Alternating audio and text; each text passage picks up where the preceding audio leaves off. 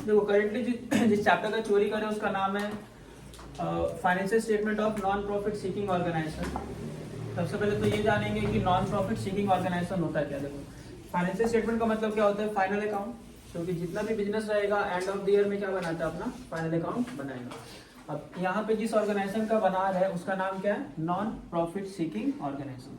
नाम ही क्लियरली बोल रहा है कि ऐसा बिजनेस जिसका पर्पस प्रॉफिट कमाना नहीं होता है, मतलब सोसाइटी का सर्विस देना होता है, इसको हम लोग क्या कहते हैं, नॉन प्रॉफिट सीकिंग बिजनेस। तो सिंपल वर्ड्स में अगर बात करें तो नॉन प्रॉफिट सीकिंग बिजनेस का मतलब क्या होता है, ऐसा बिजनेस जिसका पर्पस प्रॉफिट कमाना नहीं है बल्कि क्या है, सोशल सर्विस प्रोवाइड करना है। जैसे कि एग्जांपल में होता है हॉस्पिटल्स, ठीक है, क्लब, ठीक है, हॉस्पिटल हो गया, क्लब हो गया, या एजुकेशनल इंस्टीट्यूट जितना भी होता है गवर्नमेंट वाला एजुकेशनल इंस्टीट्यूट, ये सारा कौन सा ऑर्गेनाइजेशन होता है, non profit seeking organisation. But चाहे बिजनेस वो प्रॉफिट कमाने वाला हो या प्रॉफिट कमाने वाला ना हो, एंड ऑफ द ईयर में अपना फाइनेंशियल स्टेटमेंट जरूर बनाते हैं, ठीक है। ओके, तो एनपीओ के फाइनल अकाउंट में क्या क्या आता है, हम लोग तो प्रॉफिट सीकिंग वाले में किया था ना, trading and profit and loss account and balance sheet. NPO के फाइनल अकाउंट में 3 अकाउंट आएगा, जिसमें सबसे पहले का नाम रहेगा receipt and payment account, receipt and payment account. दूसरे का नाम रहेगा इनकम एंड एक्सपेंडिचर अकाउंट, और तीसरे का नाम रहेगा balance sheet, balance sheet. But इसके पहले ये बात कर लेते हैं कि ये जो एनपीओ ऑर्गेनाइजेशन होता है, हालांकि इसका पर्पस तो प्रॉफिट कमाना है नहीं, एंड ऑफ द ईयर में अगर कुछ पैसा बच गया तो क्या वो इसको प्रॉफिट कहेगा, ये उसको प्रॉफिट ना कह के कहता है सरप्लस, और अगर लॉस रहेगा तो कहेगा डेफिसिट, जो प्रैक्टिकली हम लोग कर चुके हैं, ठीक है, उसी का थ्योरी चल रहा है। तो अगर कुछ पैसा बचेगा तो क्या कहेगा, सरप्लस, और अगर कुछ पैसा ज्यादा लग गया मतलब नेगेटिव में आ गया तो क्या कहेगा, डेफिसिट। प्रॉफिट या लॉस वाले टर्म को यूज नहीं करेगा, ठीक है। अच्छा, ये जो नॉन प्रॉफिट सीकिंग ऑर्गेनाइजेशन होता है, जैसे कि क्लब हो गया, हॉस्पिटल हो गया, इसको इनकम तो होता होगा, पैसा मिलता है तभी ना चलता है, तो इसका इनकम का सोर्स क्या क्या होता है, इसका इनकम के सोर्स में सब जो मेजर सोर्स होता है जिसको हम लोग कहते हैं सब्सक्रिप्शन।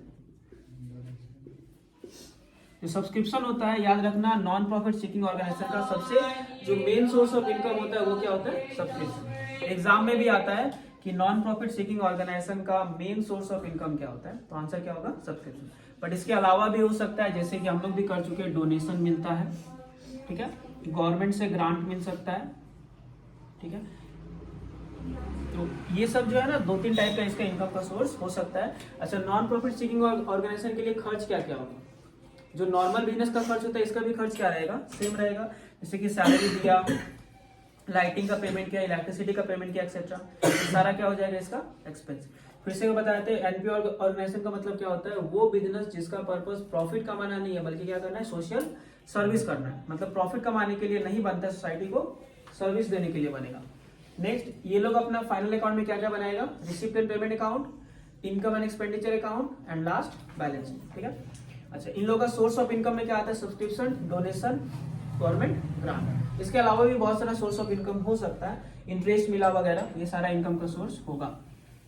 अच्छा, इस चैप्टर से एग्जाम में जो क्वेश्चन आएगा 6 मार्क्स का एकदम फिक्स रहेगा, जिसमें बनाने आएगा इनकम एंड एक्सपेंडिचर अकाउंट, जो तुम लोग का हो चुका ऑलरेडी, क्लियर, 6 मार्क्स में आएगा। बट थ्योरी क्वेश्चंस में क्या क्या आता है, देखो ये तो समझ गए कि ये लोग अपने फाइनल अकाउंट में 3 अकाउंट बनाएगा, जिसका नाम रहेगा receipt and payment, income and expenditure, and last में बैलेंस शीट, क्लियर।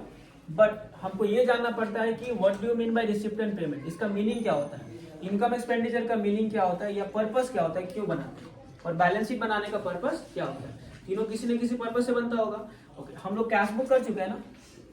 ये जो रिसिप्ट एंड पेमेंट अकाउंट होता है, ये होता है समरी ऑफ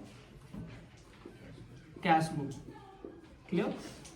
फिर क्या बोले, रिसिप्ट एंड पेमेंट अकाउंट किसका समरी होता है, कैश बुक का।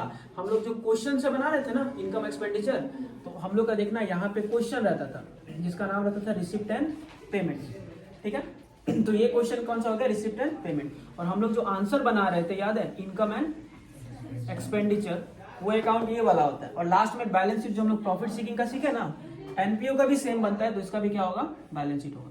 मतलब एनपीओ ऑर्गेनाइजेशन के फाइनल अकाउंट में 3 चीज बनेगा, receipt and payment, income and expenditure, last में क्या बनेगा, बैलेंस शीट। बस यहाँ पे थोड़ा, हाँ यहाँ पे थोड़ा सा ध्यान देना पड़ेगा। एग्जाम में आता है कि रिसिप्ट एंड पेमेंट अकाउंट होता क्या है और क्यों बनता है और इसमें क्या क्या आता है। सबसे पहला चीज, ये किसका समरी होता है, कैश बुक का समरी होता है। तो कैश बुक में क्या होता है, ओपनिंग बैलेंस टू करके, क्लोजिंग बैलेंस बाई करके किया ना, to balance BD and by balance CD. मतलब रिसिप्ट एंड पेमेंट अकाउंट का जो स्टार्टिंग होता है वो ओपनिंग कैश से होता है और एंडिंग क्या होता है, क्लोजिंग कैश से होता है। इसका डेबिट साइड में क्या आता है, रिसिप्ट, डेबिट साइड में क्या आएगा, रिसिप्ट, और क्रेडिट साइड में क्या आएगा, पेमेंट।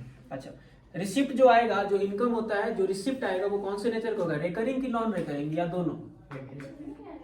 कैश है ना, कैश आएगा तो लिखेंगे, चाहे वो मेरे को कैश एक बार मिलता है या फिर बार बार। इसमें याद रखना दोनों नेचर का इनकम या एक्सपेंसेस आता है, रिकरिंग भी प्लस नॉन रिकरिंग। याद है, इसमें से जो रिकरिंग वाला होता है इसमें आता है और नॉन रिकरिंग वाला बैलेंस शीट में चला जाता है। ये थे ना, ओके। तो इसमें क्या आता है, रिकरिंग और नॉन रिकरिंग दोनों रिसिप्ट एंड पेमेंट आएगा। उसके बाद ये कौन सा अकाउंट है, पर्सनल, रियल कि नॉमिनल। ये क्वेश्चन एग्जाम बहुत आता है। रिसिप्ट एंड पेमेंट अकाउंट कौन सा अकाउंट में आता है, पर्सनल अकाउंट में, रियल अकाउंट में कि नॉमिनल अकाउंट में। किसका समरी है ये, कैश बुक का समरी है ना। तो कैश बुक कौन सा अकाउंट है, पर्सनल, रियल कि नॉमिनल, कैश रियल में आता है ना। तो ये अकाउंट भी कौन सा अकाउंट में आ गया, तो ऑलवेज याद रखना रिसिप्ट एंड पेमेंट अकाउंट कौन सा अकाउंट होता है, रियल अकाउंट में आता है, क्योंकि इसमें कैश इन और कैश आउट से आता है और कुछ आता तो है नहीं। क्लियर। तो इसका फीचर्स में हम लोग क्या क्या देखें, सबसे पहला चीज, ये किसका समरी होता है, कैश बुक का, ओके। ये इसका डेबिट साइड में क्या आता है, रिसिप्ट, और क्रेडिट साइड में क्या आता है, पेमेंट। इसका रिसिप्ट कैपिटल भी हो सकता है और रिकरिंग भी हो सकता है, एंड पेमेंट भी क्या होगा, कैपिटल रिकरिंग दोनों। किस टाइप का अकाउंट है ये, पर्सनल, रियल की नॉमिनल, रियल अकाउंट, क्योंकि ये एसेट्स इंडिकेट करता है, ओके।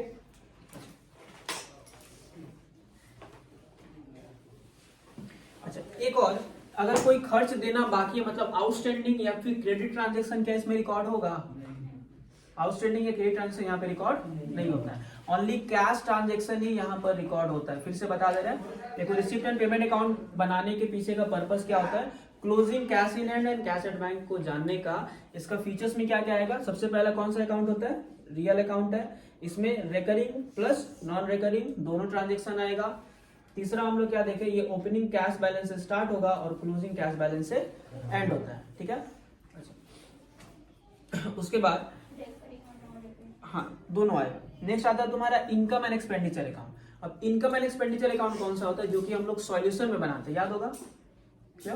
तो इनकम एंड एक्सपेंडिचर अकाउंट किसका समरी होता है पता है, प्रॉफिट एंड लॉस अकाउंट की हो फाइनल अकाउंट में, वो तो प्रॉफिट सीकिंग का था। नॉन प्रॉफिट सीकिंग का प्रॉफिट एंड लॉस अकाउंट को हम लोग क्या कहते हैं, इनकम एंड एक्सपेंडिचर, ठीक है। तो इनकम एंड एक्सपेंडिचर अकाउंट किसका समरी है, प्रॉफिट एंड लॉस अकाउंट। अब सिंपल सा बात है, अगर इसको प्रॉफिट या लॉस कह रहे हैं तो ये कौन से अकाउंट में आएगा, पर्सनल, रियल कि नॉमिनल, ये नॉमिनल अकाउंट में आता है, याद रखना। तो इनकम एंड एक्सपेंडिचर अकाउंट कौन सा अकाउंट होता है, नॉमिनल अकाउंट होगा। अच्छा, उसके बाद इस अकाउंट का फीचर क्या होता है, इनकम एंड एक्सपेंडिचर अकाउंट का फीचर क्या होता है, इसका डेबिट साइड में क्या आता है, सारा किया हुआ है, डेबिट साइड में क्या आता है, एक्सपेंडिचर, और क्रेडिट साइड में क्या आता है, इनकम, क्लियर।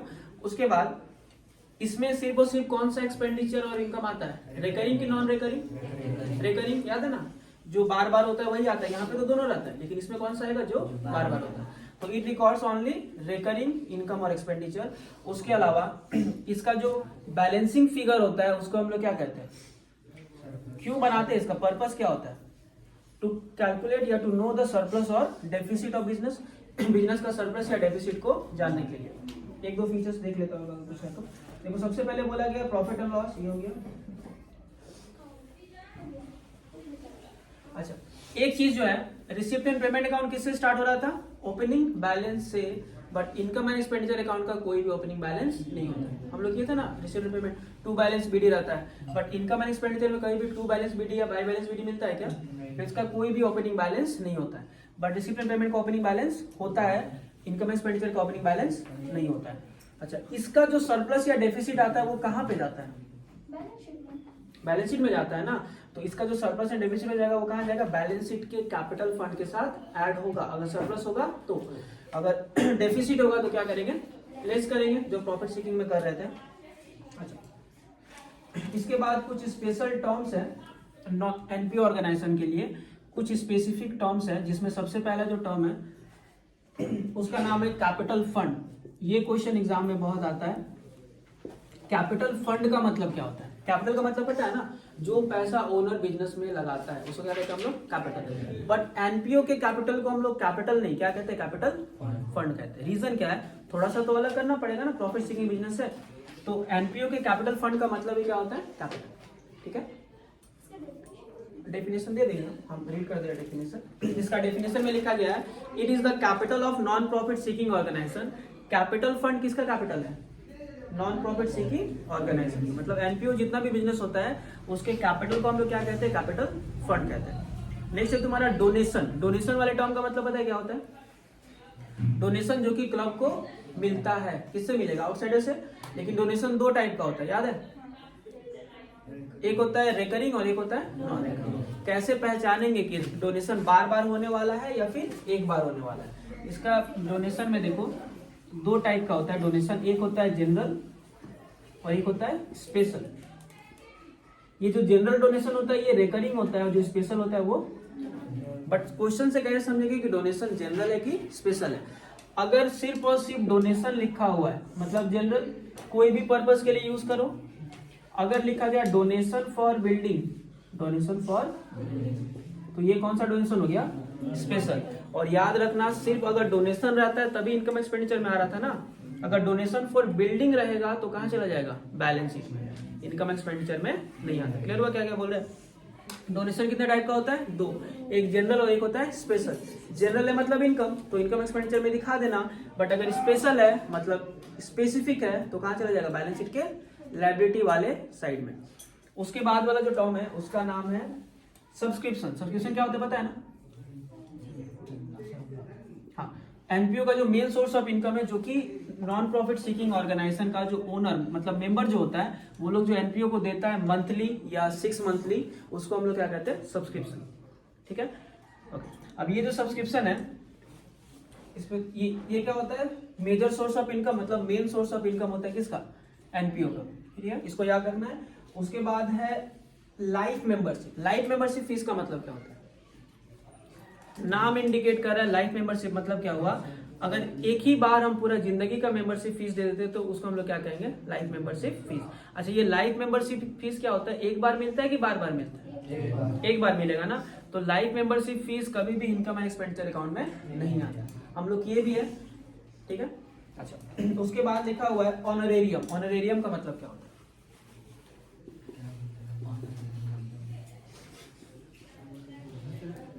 पढ़े थे ना डॉक्टर्स ऑनरेरियम, क्वेश्चन में मिला होगा। ऑनरेरियम का मतलब क्या होता है? अगर मान ले ये मेरा नॉन प्रॉफिट सीकिंग बिजनेस है, यहाँ पर कोई काम करने आया, बिजनेस का पर्पस क्या लाभ कमाना है?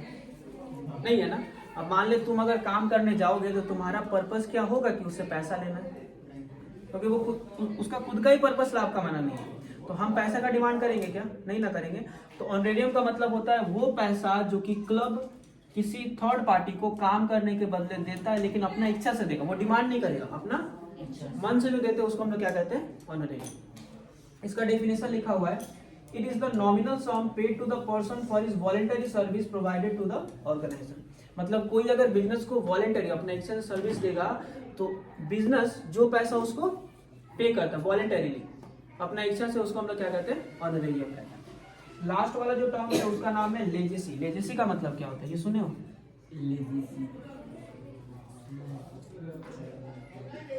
जब कोई भी क्लब का मेंबर मरने वाला होता है ना, तो अपना पूरा प्रॉपर्टी किसका नाम कर देता है? क्लब के नाम। और ये जो अमाउंट होता है उसको कहते हैं हम लोग लेजेसी। कुछ नहीं है, जस्ट नाम है। क्योंकि अब ऐसे थोड़ी ना बोलेंगे कि वो मरने वाला था तो अपना पैसा क्लब के नाम कर दिया, तो कितना बड़ा लग रहा है ना। तो इसको एक स्पेसिफिक टर्म में कन्वर्ट कर दिया, जिसको हम लोग क्या कहते हैं? लेजेसी कहते हैं। इसका जो डेफिनेशन दिया गया है यहाँ पे लिखा हुआ है, legacy is the money, legacy is the money received from a diseased person under the terms of the will. Legacy is the money, legacy वो पैसा है जो कि मिलता है किससे? डिजीज पर्सन, मतलब जो मर जाता है उससे मिलता है, under the terms of the will. जैसे ये अगर मरने वाला होगा तो पहले क्या करा लेगा? अपना विल करा लेगा, मतलब जायदाद वगैरह में जो भी कराता है ना कोर्ट वगैरह से, कि हम मर जाएंगे तो मेरा प्रॉपर्टी का किसको मिल जाएगा? क्लब। मेरा बात नहीं कर रहे। हाँ, तो लेजेसी का मतलब क्या होता है, it is the sum of money, क्या होता है, sum of money receive from a disease person, किससे मिलता है, डिजीज पर्सन से, लेकिन कैसे, under his terms of will, उसका इच्छा से, ये नहीं कि मर गया तो पूरा प्रॉपर्टी ले लिया, अगर इसके विल से मिलता है तो उसको हम क्या कहेंगे, लेजेसी। और लेजेसी अगर होगा तो क्या वो बार बार मिलेगा, हालांकि बार बार तो मरेगा नहीं, अगर मरता तो जरूर मिलता। ओके, फिर से वो पूरा बता देते हैं, सुनो। नॉन प्रॉफिट सीकिंग ऑर्गेनाइजेशन का मतलब क्या होता है, those business organisation which are establish for the purpose of social service, मतलब जिसका मेन पर्पस क्या होता है, सोसाइटी को सर्विस देना होता है, प्रॉफिट कमाना नहीं होता है, इसको हम लोग क्या कहते हैं, non profit seeking organisation. But at the end of the year they also prepare their financial statement and this includes, इसमें क्या क्या आता है, रिसिप्ट पेमेंट, इनकम एक्सपेंडिचर, और लास्ट में क्या आता है, बैलेंस शीट। अच्छा, रिसिप्ट एंड पेमेंट अकाउंट बनाने का पीछे का पर्पस क्या होता है, to know the closing cash in hand और कैश एट बैंक, मतलब क्लोजिंग कैश बैलेंस, क्लियर। अच्छा, इसका फीचर्स क्या होता है रिसिप्ट एंड पेमेंट अकाउंट का, it is real account, it is the summary of cash book, it records both recurring as well as non recurring transactions, और it starts with opening cash balance and ends with closing cash balance, clear. इसका जो debit side होता है, its debit side indicates the receipt and credit side indicates the payment, clear. उसके बाद हम लोग क्या पढ़े, इनकम एंड एक्सपेंडिचर अकाउंट, ये क्या होता है, इसके फाइनल अकाउंट का सेकेंड वाला पार्ट होता है, जो किसका समरी होता है, summary of profit and loss account, debit side indicates the expenditure and credit side indicates the income. अच्छा, यहाँ पे जो भी ट्रांजेक्शन्स होता है वो कौन से नेचर का होता है, it only records the recurring transaction for current year, recurring transaction लेकिन कौन से ईयर का, करंट ईयर का रिकॉर्ड करेगा। इट्स क्लोजिंग बैलेंस इंडिकेट्स, इसका क्लोजिंग बैलेंस क्या इंडिकेट करता है, सरप्लस और deficit which is added to the capital fund, जो कहाँ पे ऐड हो जाएगा, कैपिटल फंड, और deducted from the capital fund, अगर डेफिसिट रहेगा तो। उसके बाद आता है इसमें स्पेसिफिक टर्म्स क्या पढ़े, कैपिटल फंड, कैपिटल फंड का मतलब क्या होता है, the capital of NPO is called capital fund, जो एनपीओ का कैपिटल होता है उसको हम लोग क्या कहते हैं, कैपिटल फंड कहते हैं। डोनेशन का मतलब क्या होता है, रिसीव फ्रॉम दी डोनेशन, मतलब sum of money receive as a donation.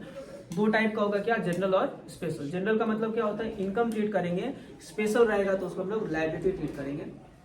Okay, subscription का मतलब क्या होता है, main source of income of NPO होता है, जो कि किससे मिलता है, मेंबर से, ओनर से जो मिलता है उसको हम लोग क्या कहते हैं, सब्सक्रिप्शन कहते हैं। और ऑनरेरियम का मतलब क्या होता है, मतलब जब कोई वॉलेंटरीली सर्विस देता है तो उसको जो पे करते हैं, मतलब amount paid for voluntary service provided by any third party is called honorarium. Legacy का मतलब क्या होता है, amount receive from disease person under his terms of will, terms of will लिखना मत बोलना, क्योंकि अगर वो मरने वाला होता है तभी ना नाम में करेगा, और कुछ नहीं है।